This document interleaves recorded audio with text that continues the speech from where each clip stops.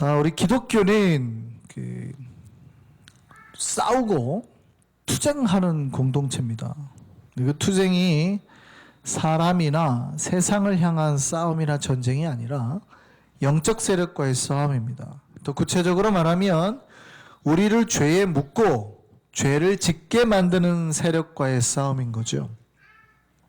우리를 죄짓게 만드는 세력과 싸워야 되는 거예요. 그래서 기독교는 죄를 미워하고 죄와 싸워야 됩니다. 특히 우리는 퓨리탄이잖아요. 청교도들은 죄에 대해서 아주 싫어합니다. 장로교는 특별히 칼빈이나 그렇지 않으면 존 락스 같은 사람들의 영향이 있기 때문에 우리는 사실은 다른 여타의 종교들보다, 쉽게 말하면 캐톨릭이나 이런 사람들보다 훨씬 더 절제, 욕망을 절제하는 게 훨씬 강합니다. 그러니까 개신교가 훨씬 더 그게 강력합니다.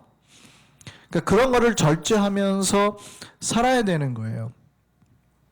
그래서 교회라는 데는 죄가 들어오면 안 됩니다. 하나님은 교회가 죄에 대해서 싸우고 대항하기를 원하셨습니다. 교회가 어느 정도까지 죄에 대해서 싸워야 될까요? 우리가 죄에 대해서 어느 정도까지 배척을 해야 될까요? 성경은 그렇게 말합니다. 니네가 싸우다가 피가 철철 날 때까지, 죄와 싸우다가 피가 철철 흘릴 때까지 싸워라. 죄 안 짓기 위해서 그렇게 노력해라는 뜻이거든요. 그런데 그렇게 하지 못한 신약의 교회에 하나님이 이렇게 책망하셨습니다. 우리 히브리서 12장 말씀 보시죠. 같이 크게 읽겠습니다. 너희가 죄와 싸우되 아직 피 흘리기까지는 대항하지 아니하고. 신자들이 다 죄와 싸우죠. 죄와 안 싸우는 신자는 없습니다. 크리스찬이나 불리는 순간 죄와 싸웁니다. 그런데 신자들이 말이죠, 피 흘리기까지는 싸우지 않더라는 거예요. 하나님 보시기엔. 싸우다가 피 흘리면 아이고 도망가고 포기하고, 죄와 싸우는 걸 포기하고 쉽게 죄와 타협하고 그러더라는 거죠. 교회는 죄와 싸우는 자들입니다. 여러분, 그래서 죄와 싸우셔야 돼요. 그러니까 교회는 죄에 굉장히 민감하잖아요. 근데 이때 조심해야 될 게 있어요. 우리는 죄와는 싸우되 죄인과는 싸우면 안 됩니다. 근데 이제 교회가 죄에 민감하니까 죄와 한참 싸우던 신자들이 어느샌가 죄인들하고 싸우고 있어요. 왜냐하면 이제 그 죄를 양산하는 존재가 죄인이기 때문이죠. 물론 이 죄와 죄인을 구분하는 게 쉽지는 않습니다.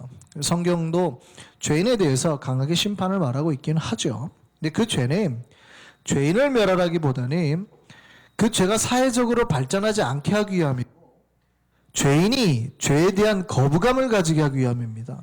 그러니까 예방과 관리 차원이라는 말이죠. 죄를 지었다고 성경이 다 심판하진 않아요. 그렇다면 예수님이 이 땅에 오실 필요도 없고. 어쨌든 그럼에도 교회는 죄와 거리가 먼 존재여야 됩니다. 근데 사람들이 자기 스스로 죄가 뭔지를 잘 분별하지도 못하고 그 죄에 민감하지도 않으니까 교회가 죄로 가득 차요. 분열하고 싸우고 비방하고 수군수군합니다. 물론 우리가 앞에서 동영상도 봤지만 많은 개신교 신자들이 그렇게 생각합니다. 크리스찬답게 사는 게 뭐냐? 술, 담배 안 하는 거. 그렇게 생각을 합니다. 술, 담배 안 하는 거를 크리스찬의 모범이라고 자꾸 생각을 해요. 술은 아직도 논쟁이 됩니다. 어느 종파에 따라서, 교단에 따라서 술을 약간 허용하는 데도 있고 그렇지 않고 강하게 막는 데도 있습니다. 그러니까 그런 논쟁거리가 충분히 된다고 하는 거죠. 그런데 성경에서 교회가 서로 분열하고 싸우는 거 된다고 했습니까? 성도에 대해서 비방하고 뒤에서 수군수군하고, 그러니까 술, 담배는 안 하는데 교회에서는 거룩한 척 하는데 교회 끝나고 집에 가자마자 뒤에서 수군수군해요. 막 누구 집 싸웠죠 해요. 괜찮습니까? 안 괜찮습니까? 이 사람은 술, 담배를 안 해요. 근데 집에 가서 수군수군해요. 반대로 저 사람은 술을 가끔 마셔요. 근데 전혀 수군수군도 안 하고 욕도 안 하고 비방도 안 해요. 어느 신자가 잘 사는 신자일까요? 사람들이 성경을 제대로 안 읽고 성경에서 수근수근하고 비방하는 죄가 무슨 죄래요? 구원에 이르지 못할 죄라 그랬단 말이죠. 오히려 그러니까 교회가 오늘날 죄에 대해서 심각하게 생각하지 못하고 살아요. 그러니까 교회들마다 그렇게 분열이 있고 싸움이 있는 거예요. 교회가 죄와 싸워야 되는데 교회는 어떤 데라고요? 예수 그리스도의 몸으로 거룩한 데입니다. 거룩한 데. 교회는 거룩한 데입니다. 믿으십니까? 여기서 이제 여러분이 힘들어져요. 교회가 이제 거룩한 데고 죄와 싸워야 되는 데라고 이제 우리가 먼저 전제를 했으니까. 그럼 현실을 한번 생각해 보죠. 교회가 거룩한 데고 물론 그렇지 못하게 막 싸우는 교회도 있지만 그럼 말씀을 붙들고 열심히 거룩하게 살려고 하는 교회가 있잖아요. 그 교회 안에는 분쟁이나 고통이나 상처나 아픔이 없을까요?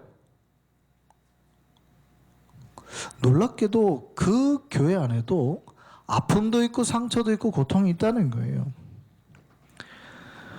문제는 우리가 너무 잘 알고 있어요. 우리가 아무리 하나님 앞에 매달리고 조심하고 살려고 해도요, 우리의 삶에는 여전히 상처와 고통이 있습니다. 인간은 그 모든 것들을 양산하는 존재예요. 무슨 말이냐면 우리가 죄를 알고도 짓지만 모르고도 짓는단 말이에요. 의도해서 죄를 짓기도 하지만 사실은 내가 의도하지 않고 우리가 거룩하게 하나님 앞에 살려고 하는데 그 모든 것을 인간의 삶 자체에서 그냥 죄의 문제나 상처의 문제나 고통의 문제가 발생을 하더라는 거예요. 그러니까 아무리 여러분이 우리는 교회는 거룩하다는 걸 전제하고 하는 겁니다. 교회는 거룩해야 되는데 여러분이 아무리 거룩하게 살려고 해도 사실은 여전히 여러분 삶에는 상처나 고통이나 아픔이 그대로 존재한다는 거예요. 예를 들어서 우리가 이제 의도하지 않은 거예요. 밖에서 우리 전교가 사진 찍겠습니다 했어요. 그러니까 얼마나 들뜬 마음으로 나와요. 그런데 이제 잘못해가지고 이렇게 좀 더 옆으로 막 모이세요 했는데 한 명이 발을 이렇게 하다가 연세 많으신 어르신 한 분을 어깨로 툭 밀었어요. 근데 연세 많으신 어르신이 발을 헛디뎌갖고 넘어졌는데 그 옆에 있는 돌에 이제 머리를 부딪혀서 돌아가셨다고. 예를 들어서 생각을 해보세요. 그 교회에 죄가 있어서 그런 문제가 발생한 걸까요? 그 교회가 하나님 말씀대로 안 살아서 그랬을까요? 물론 부주의해서 그런 거 있죠. 또 화가 나가지고 막 화가 나가지고 여러분 차를 막 너무 부부싸움하고 열받았고 부부싸움하고 확 하고 길 나오는데 갑자기 애가 툭 튀어나와서 애가 죽었어요. 전북 김제에서 그런 일이 있었죠. 당회를 하다가 싸웠어요. 목사님이 화가 나가지고 들고 있던 성경책을 창밖으로 확 던졌는데 마침 지나가던 원로 장로님이 딱 맞고 돌아가셨단 말이죠. 그때부터 신학교에 그런 소문이 났습니다. 역시 천국 가는 길은 말씀밖에 없다. 그런데 그들이 의도해서 그랬어요? 물론 순간에 화를 참지 못해서 그런 겁니다. 물론 그건 성경적이지 못한 거죠. 또 순간적인 자기 화로 분을 내서 갑자기 주의 집중 못한 것도 있습니다. 그렇지만 인간이 아무리 거룩하게 살고 하나님의 말씀대로 살아도 우리의 삶에는 여전히 그런 상처와 고통과 아픔이 똑같이 존재한다는 거예요. 어떤 한 부인이 어느 골목에서 어떤 청년한테 큰 봉변을 당했어요. 돈을 뺏긴 거예요. 근데 경찰이 왔습니다. 근데 범인이 어떻게 생겼냐고 물어보니까 여자가 너무 무서워서 말을 못하고 곱슬머리예요, 곱슬머리 그랬다고요. 그러니까 경찰이 그 주변에 있던 사람 중에 의심될 만한 곱슬머리 청년 하나를 잡아서 경찰서에 갖다 놨어요. 용의자죠. 그랬더니 이제 자기 아내가 그렇게 두드러 맞고 거의 죽을 뻔했던 상황을 듣고 남편이 왔어요. 오자마자 그 청년을 화가 나니까 팬 겁니다. 경찰이 말릴 새도 없이. 근데 청년이 거의 죽을 만큼 맞은 거예요. 그런데 며칠 뒤에 진짜 범인이 잡혔습니다. 그리고 그 청년이 풀려났어요. 청년이 풀려나면서 복수를 다짐했습니다. 내 이놈들을 그냥 두나봐라. 죄도 없는 나를 두들겨 패? 가만 안 두겠다. 그런데 그 여자가 교회 권사예요. 남편이 교회 장로고 청년도 다른 교회 다니는 크리스찬이에요.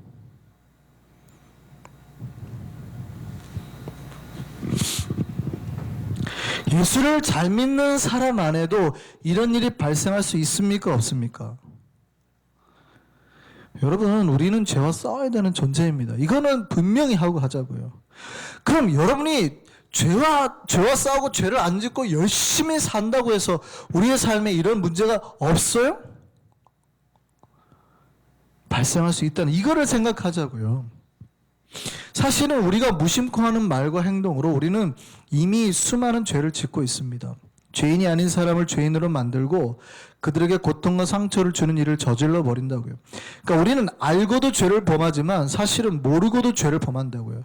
그러니까 우리가 왜 죄인이라고 하냐면 내가 꼭 의도해서 죄를 저지르는 게 아니라 우리는 모르고 저지르는 죄가 더 많다는 거예요. 여러분이 거룩한 척, 저와 여러분이 거룩한 척 살지만 사실은 여러분이 지나가가지고 슬쩍 뭐 하는 것만으로 우리 결과를 모르고 지나갔잖아요. 그걸로 다른 누군가가 다쳤을 수도 있고 상처를 받았을 수도 있다고요. 그러니까 우리가 하나님 앞에 항상 기도할 때는 무슨 죄도 고백하는 거예요? 주님, 혹시 내가 모르고 지은 죄가 있다면 그것도 용서해 주세요 라고 기도해야 되는 겁니다.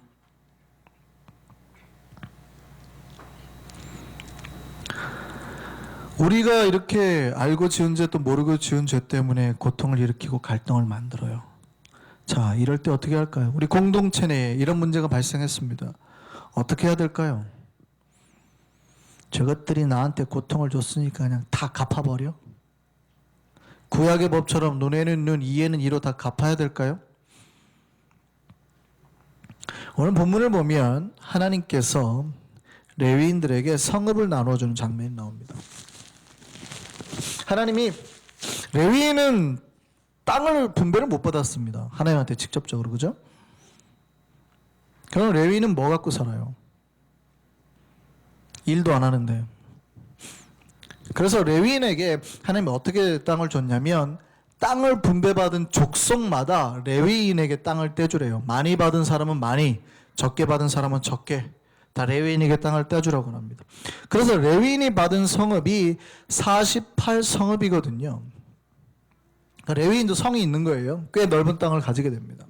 그런데 하나님이 그 중에 6성읍을 떼가지고요, 도피성이라는 데를 만들려고 합니다.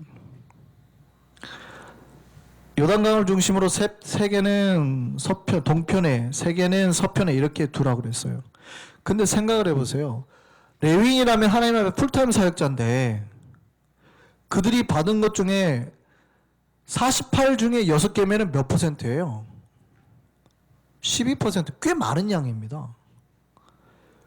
그러니까 예를 들어 목사가 여러분으로부터 굉장히 많은 양의 이제 오늘날은 그렇게 안 받지만 11조를 제가 다 받았다고 생각해 보세요. 근데 그 중에서 몇 %를 떼라 그러냐면 다시 12%를 떼가지고 어떤 하나를 만들어 놓으라는 거예요. 교회 장치를 하나 만들어 놓으라는 거예요. 그게 도피성입니다.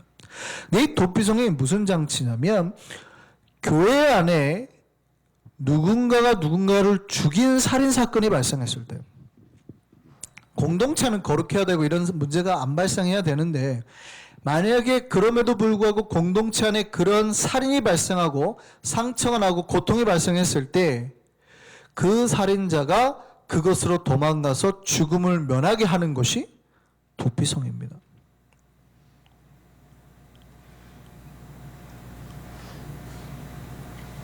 물론 여기서 살인자라는 고의 살인은 해당하지 않습니다. 성경은 여러분 잘 들으셔야 돼요. 하나님은 의도해서 사람을 죽인 행위, 의도해서 죄를 저지르는 행위에 대해서는 과하게 심판을 합니다. 오늘 우리가 읽진 않았지만 본문 16절에 뭐라고 되어 있어요? 만일 철 연장으로 사람을 쳐 죽이면 그린 살인자니 그 살인자를 반드시 죽일 것이요. 그 밑에요. 돌을 들고 사람을 죽인 자도 살인한 자니 그를 반드시 죽일 것이요 나무 연장을 손에 들고 사람을 죽인 자도 살인한 자니 그들 반드시 죽이라. 그러니까 의도성을 가지고 사람을 죽인 자에 대해서는 하나님이 죄를 저지른 자에 대해서는 하나님이 굉장히 강한 심판으로 얘기를 하십니다. 왜냐하면 우리는 죄와 싸워야 되는 존재니까 의도해서 죄를 저지른 자에 대해서는 강하게 하나님이 싫어하세요. 그런데 우리가 거룩하게 살려고 하는데도 우리 안에 문제는 발생하잖아요. 아까 같은 경우죠. 성경에 이제 구체적으로 나온 게 돌을 우연히 던졌는데 사람이 죽었어요. 교인들끼리 골프장을 갔단 말이죠. 집사님 한 분이 안수 집사님이 탁 쳤습니다. 근데 저기 앞에서 먼저 출발하고 있던 장로님 한 분이 머리를 딱 맞아가지고 돌아가셨어요. 어떻게 할 거예요? 자, 보세요. 문제는 악의가 있든 아니면 없든 결과는 똑같다는 거예요. 결과는 우리 가족 중 부모가 다쳤고 내 자녀가 죽음을 당했다는 거예요. 억울해요, 안 억울해요? 결과는 똑같잖아요. 이럴 때 어떻게 해야 되겠냐는 거죠. 이럴 때. 하나님은 그런 우연한 사람의 죄에 대해서는 절대 공동체가 복수하지 못하도록 장치를 만들어라는 거예요. 민수기 35장 말씀 보시죠. 자, 보세요. 악의가 없이 우연히 사람을 밀치거나 기회를 엿범이 없이 무엇을 던지거나 아까 같은 얘기예요. 보지 못하고 사람을 죽일 만한 돌을 던져서 죽였을 때에 이는 악의도 없고 헤아려한 것도 아닌즉 이해되세요? 이 도피성을 세우는 조건 다른 성경은 이런 게 돼 있어요. 친구들끼리 산에 나무하러 갔는데 도끼질하다가 야 어쩌고저쩌고 하다가 막 하다가 옆집 순이가 어쩌고저쩌고 하다가 이쪽에서 도끼질하는 애 도끼날이 쑥 빠져가지고 앞에 있는 애 등에 뜻 박혀서 죽었다. 성경에 예를 들어서 그랬다고 치자. 어떻게 해요? 죽여요? 사람은 죽었지만 그런 사람은 빨리 도피성으로 보내라는 거예요. 죽이지 못하게 장치를 만들어라는 거예요. 여러분 신혼부부가 가갖고 이제 사랑하는 사람이 자기야 사진 절벽에서 한 걸음만 더 뒤로 한 걸음만 더 뒤로 하다가 뚝 떨어져서 죽었어요. 그럼 그 신랑한테 복수해야 돼요? 처가에서?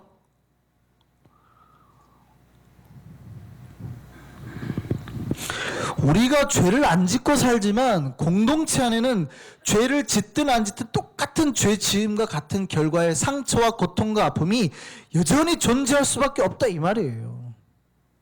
여러분이 아무리 거룩하게 살고 하나님 앞에 뜻대로 살아도요 우리 안에 상처는 똑같이 발생할 수 있다는 거예요. 이때 공동체가 어떻게 해결해야 될 거냐라는 얘기입니다. 하나님은 비록 그가 살인자라 하더라도 그러니까 사람을 실수로 죽일 만큼의 문제라 하더라도 그가 도피성에 들어가서 죽지 않고 살 수 있는 장치를 마련해라. 죄로 보면 살인이지만 그 죄인에 대한 마음은 악하지 않으니 그를 용서할 수 있는 제도와 장치가 공동체에 필요하다는 말씀입니다. 죄를 지은 누군가가 있어요. 근데 그게 실수라면 공동체가 그를 용서하는 방법을 배워야 됩니다. 물론 억울합니다. 결과는 똑같으니까. 그가 실수를 하더라도 우리 부모님이 저 사람 때문에 죽었어요. 내 자녀가 저 사람 때문에 죽었어요. 얼마나 억울해요.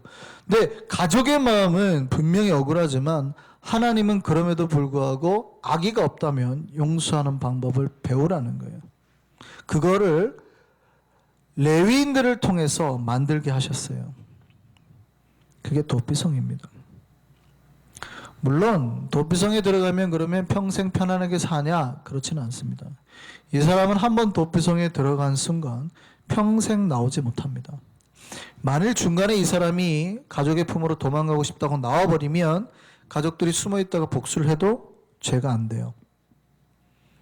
그러니까 평생 그 안에서 회개하면서 살아야 되는 거예요. 죽을 때까지. 그런데 이 사람이 도피성에 들어간 사람이 나올 수 있는 단 한 가지 방법이 있습니다. 독특한 규례예요. 제가 도피성 설교할 때 몇 번 말씀을 드렸는데 그 가족이 죽을 때가 아니에요. 내가 10년 동안 살아가지고 그동안 지은 것에 대한 모든 수행과 고난을 행위를 했을 때가 아니에요. 이 사람이 자기가 잘못한 거에 대한 비석을 한 100개 정도 만들어가지고 세워놨을 때가 아니에요. 죽은 사람을 위해서 호스피스, 죽어가는 사람을 위해서 호스피스 활동을 5년 이상 했을 때가 아니라고요. 굉장히 독특한 교회예요. 죄를 범한 이 사람이 있었을 때 당대의 대제사장이 죽을 때, 성경에 굉장히 독특한 교례입니다. 민수기 35장 26절 말씀 보시죠. 같이 보겠습니다. 그러나 살인자가 어느 때든지 그 피했던 도피성 지경 밖을 나가면 피를 보복하는 자가 도피성 지경 밖에서 그 살인자를 만나 죽일지라도 피 흘린 죄가 없나니. 복수해도 되는 거예요. 28절 보세요. 이는 살인자가 대제사장이 죽기까지 그 도피성에 머물러야 할 것임이라. 대제사장이 죽은 후에는 그 살인자가 자기 소유의 땅으로 돌아갈 수 있느니라. 아주 독특한 규례죠. 이 사람은 평생 회개하며 살아야 되는데 사실은 이 사람이 죄를 범하고 한 달 만에 대제사장이 죽으면 한 달 안에도 돌아갈 수 있는 거예요. 10년 동안 죄송하다고 안 해도, 10년 동안 죽은 자 안 돌봐도, 여러분 같으면 여러분이 가족이면 억울할까요? 안 억울할까요? 그런데 그게 성경에 만들어 놓은 법이에요. 대제사장이 죽으면 공동체는 그가 자유하게 됨을 선포해야 된다. 만약에 대제사장이 죽어서 자유하게 되는데도 불구하고 가족들이 숨어 있다가 복수를 하면 어떻게 돼요? 그 복수한 거에 대한 살인죄가 똑같이 적용이 돼서 죽어요. 비록 살인자지만 자기 때 대제사장이 죽으면 그는 그때부터 더 이상 죄인이 아니고 고향으로 돌아갈 자유자가 되는 거예요. 여러분, 예수가 왜 십자가에 죽으셨습니까? 예수가 우리의 대제사장이라 그런단 말이죠. 히브리서 4장 14절 말씀 보시죠. 같이 읽겠습니다. 그러므로 우리에게 큰 대제사장이 계시니 승천하시니 곧 하나님의 아들 예수시라. 우리가 믿는 도리를 굳게 잡을지어다. 예수가 누구라고요? 대제사장이에요. 우리 공동체 내에도 실수로 죄인이 발생할 수 있습니다. 그건 어느 공동체, 어느 교회나 가능한 일입니다. 그럴 때 어떻게 해야 될까요? 복수를 해야 될까요? 물론 가족의 입장에서는 억울합니다. 그리고 도피성에 있는 사람은 평생 자기 죄를 회개해야 됩니다. 그런데요, 공동체 안에 대제사장이 죽었다는 소식이 들리는 순간 공동체는 그 사람을 도피성에서 나오게 해야 되고 가족들도 절대 죽이면 안 되는 거예요. 여러분, 우리 공동체 대제사장이 죽었다는 소식이 선포됐습니까? 안 됐습니까? 여러분 대제사장이 여러분을 위해서 죽었어요? 안 죽었어요? 여러분 안 죽었다고 하시는 분은 죄송한데 구원 못 받으신 분이에요. 예수가 이미, 대제사장이신 예수가 이미 우리 공동체를 위해서 죽으셨다고요. 우리 모두를 위해서 죽으셨다고요. 그러면 비록 그가 살인자라 하더라도요, 어떻게 해야 돼요? 나오게 해야죠. 왜 여전히 복수하려고 칼을 갈고 있냔 말이죠. 용서를 해야 된다는 얘기입니다. 그가 내 부모를 죽이고 내 자녀를 죽였지만 대제사장이 죽었다고요. 그럼 어떻게 해야 돼요? 용서해야 되는 거예요. 공동체 안에 있는 어떤 실수와 상처에 대해서 더 이상 정죄나 비방하는 걸 멈추고 나 같은 죄인까지도 죽으심으로 살려는 예수 그리스도를 믿고 그 복음을 들음으로 더 이상 정죄와 비방의 길에서 또 복수의 길에서 벗어나야 되는 거예요. 그리고 용서의 메시지를 보내야 된다는 겁니다. 이게 교회입니다. 교회. 교회 안에 우리를 위해 죽으신 예수 그리스도가 살아있을 때 이게 가능해요. 예수가 있으면. 비록 우리 가족과 나에게 심각한 해를 끼쳤어도 예수가 들어오면, 대제사장이 죽으신 그 대제사장이신 예수가 우리에게 들어오면 가능해진단 말이죠. 그 미네스터 크리스천 클로니클이라는 잡지가 있습니다. 여기에 킴푹이라는 여인에 대한 이야기가 실렸는데요. 이 여인은 베트남 여인입니다. 베트남 전쟁 당시에 네이판 폭탄이 터졌죠. 살을 태우는. 근데 이 마을에 그 잘못해가지고 민가에 떨어진 거예요. 근데 민가에 떨어진 그 마을에 그 폭탄으로 가족이 죽고 한 여인이 온몸이 불타가지고 나왔는데, 그 여인이 유명해진 거는 종군 기자가 그때 불타고 있는 여인을 사진으로 찍은 거예요. 물론 그 여인은 살아났고요. 그래서 유명해졌습니다. 1996년 워싱턴에서 월남전 인제 기념비 제막식이 있었는데요. 이 김풍 여인이 초청이 됐습니다. 연설을 하게 됐어요. 근데 이 여인이 이렇게, 분명히 베트남 여인인데, 베트남에는 불교 국가 아니에요. 이 여인이 이렇게 말합니다. 민간인 마을에 폭탄을 투한 비행기 조종사를 만나면 용서할 겁니다. 자기의 가족이 다 죽었는데요. 용서하겠습니다. 그런 거예요. 근데 놀라운 건 그 연설에 갑자기 한 남자가 벌떡 일어나서 이렇게 말합니다. 갑자기. 굉장히 당혹스러운 사건이죠. 정말 죄송합니다. 제가 그 조종사였습니다. 저의 오판으로 고통을 드려서 정말 죄송합니다. 저는 그 일로 그동안은 고통스러운 마음으로 살아왔습니다. 용서해 주십시오. 용서해 주십시오. 그러니까 김풍 여인이 그랬대요. 용서합니다. 괜찮습니다. 다 용서합니다. 용서합니다.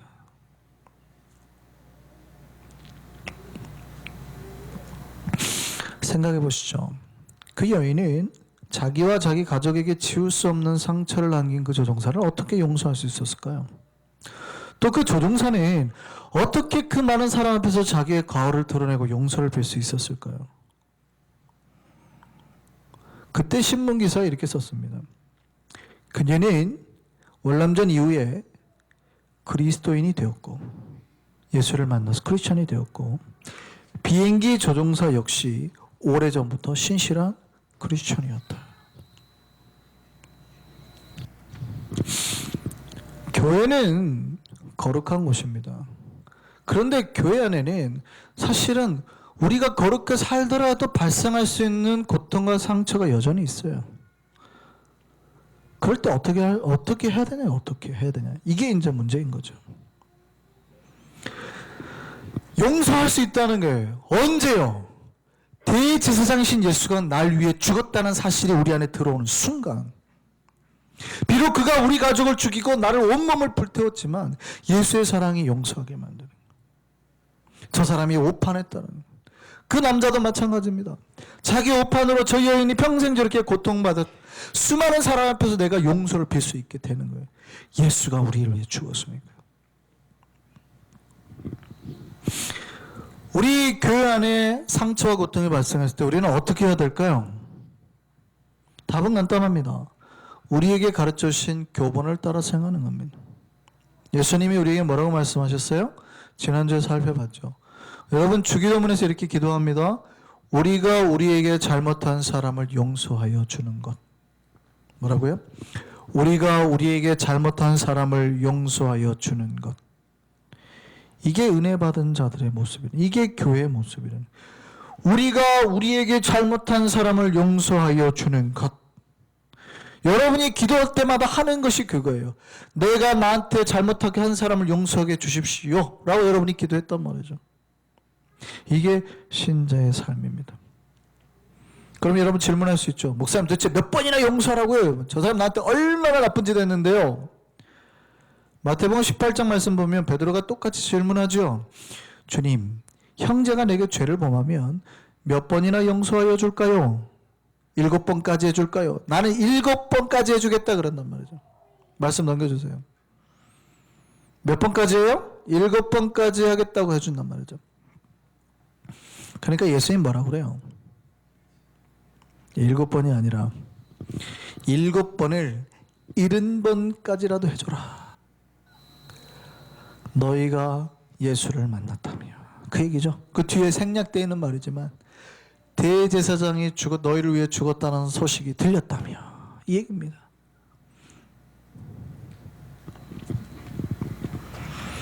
이 교본을 따라서 사는 겁니다. 여러분은 아무리 우리 교회가 거룩하게 살아도요, 교회 안에는 여전히 허물이 있을 거고 실수가 있을 겁니다. 앞으로 그럴 겁니다. 그 실수 허물 어떻게 해야 될까요? 우리 교회는 앞으로도 수많은 허물이 드러나서 상처를 입게 될 텐데 어떻게 해야 될까요? 잠언 말씀 볼까요? 허물을 덮어주는 자는 뭘 구하는 자예요? 사랑을 구하는 자. 무슨 사랑? 하나님의 사랑을 구하는 자. 허물을 덮어주는 자는. 반대로 그 허물을 거듭 말해요. 저놈이 나빠서 뒤에서 비방되는 거예요. 저놈이 나빠서 저놈이 뭐 자꾸 말하는 자는요? 이간질하는 자예요. 이간질하는. 허물은 어떻게 해야 돼요? 덮어주는 거예요. 이게 그리스도의 사랑을 받은 사람이에요.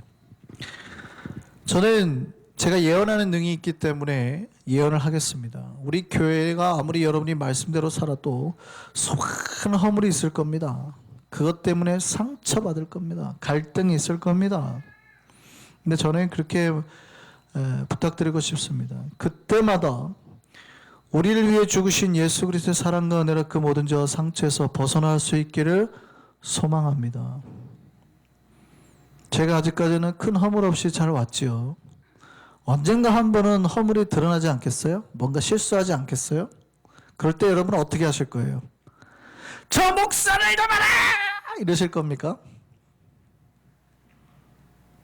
허물이 나면 덮으시는 거예요. 덮으시는 거예요. 그 허물을 끄집어내 가지고 단두대에 세우는 게 아니라 조용히 덮으시는 거예요.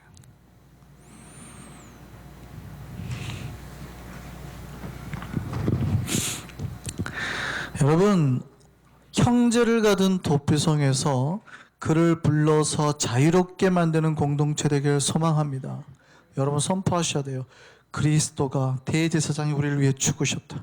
죽으셨다고 선포하는 순간 그 도피성에서 나올 수 있지 않겠어요? 그러면 공동체가 외쳐줘야죠. 복수하려고 가족들이 뒤에 서 있어도 공동체가 외쳐줘야 됩니다. 그 제도와 장치를 마련해주고 외쳐줘야 됩니다. 대제사장이 죽었다니까 이제 더 이상 하면 안 돼. 대제사장이 죽었다고. 그리고 그 허물을 덮어줘야 돼. 나오는 사람의 허물을 덮어줘야 돼.